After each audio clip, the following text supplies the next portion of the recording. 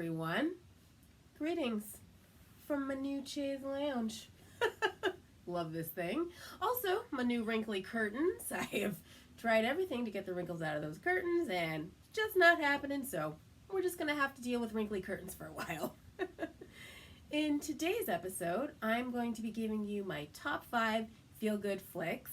Because it's me, they are going to be classic films, but I'm hoping I'm going to be able to provide some gems for you that you're going to like. The first one I'm going to tell you about came out in 1949, and it's called Kind Hearts and Coronets. This one stars Dennis Price, who I know from Theater of Blood with Vincent Price and The Naked Truth, which is a Peter Sellers flick. This also stars Alec Guinness, who I'm sure we all know as the original Obi-Wan Kenobi in the Star Wars trilogy.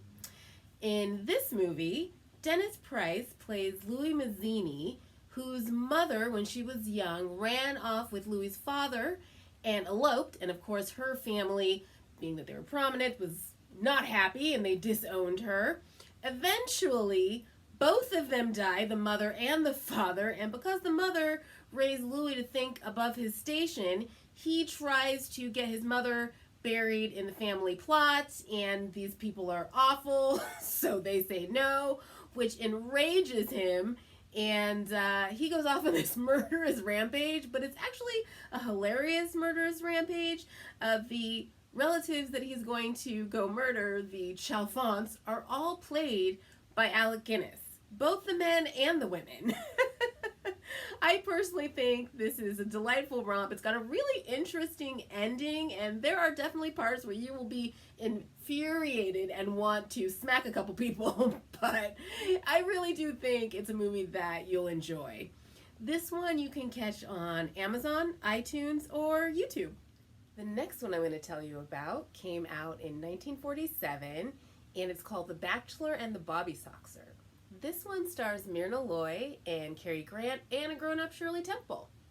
In this one, Myrna Loy plays a judge, and Cary Grant finds himself in front of her after he gets into a fight at a nightclub. He manages to charm her out of putting him in jail, and the next day ends up giving a talk at the judge's sister's high school. The sister's, of course, played by Shirley Temple, and she decides that she's in love with him and sneaks into his apartment where she gets caught, and long story short, Myrna Loy sentences Cary Grant to date her sister, which is wildly inappropriate, and Cary Grant thinks so as well. Anyway, a lot of crazy things happen in this movie. The premise is absolutely ridiculous, but it is a lot of fun, and this one you can catch on Amazon, iTunes, or YouTube. The next gem I have procured for you is called The Lady Eve, and this one came out in 1941 and stars my most favorite lady, Miss Barbara Stanwyck, and Henry Fonda. In this one, Barbara plays a con artist who's trying to con the wealthy Henry Fonda out of his millions. He catches on to her and breaks up with her, and she is, of course, incensed because by this time she's fallen in love with him. So in order to get revenge, she reinvents herself as the Lady Eve Sidwich. And how this dude does not recognize her, not sure, but it is what it is. It's one of those screwball comedies that I really think you'll enjoy. This one you can find on Amazon, iTunes, or YouTube. This next one came out in 1934, and it stars Claudette Colbert and Clark Gable. And this one is It Happened One Night. This one you might be familiar with. It is a classic, and it is one of my favorite screwball comedies. In this one, Claudette Colbert plays a wealthy heiress who gets married to a ne'er-do-well, and her father spirits her away on this ship to get away from him.